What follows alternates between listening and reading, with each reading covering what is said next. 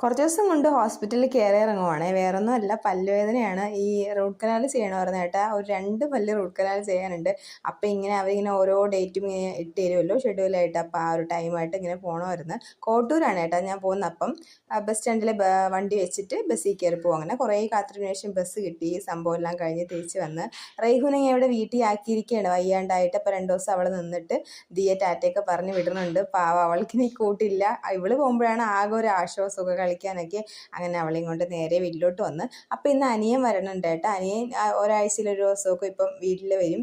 അപ്പോൾ അങ്ങനെ വന്നപ്പോൾ അവൻ സിനിമയ്ക്ക് കൊണ്ടുവന്നായിരുന്നു. അപ്പം ആദ്യം അവൻ പുറത്തെവിടെയോ പോയി. ആ ടൈം നമ്മളെത്തി ഫസ്റ്റ്. അങ്ങനെ എന്താ അവിടെ കുറേ നേരം ഇങ്ങനെ പോസ്റ്റായിട്ടിരുന്ന് അവസാനം അവൻ വാട്സപ്പിൽ ടിക്കറ്റ് അയച്ചു തന്നതിന് ശേഷമാണ് അകത്തോട്ട് കയറിയത്. അങ്ങനെ സിനിമയെല്ലാം തുടങ്ങി തീർന്നപ്പോഴത്തേക്കും അവനും വന്നിട്ടുണ്ടായിരുന്നു. കാന്താരയായിരുന്നു കേട്ടോ ഫിലിം.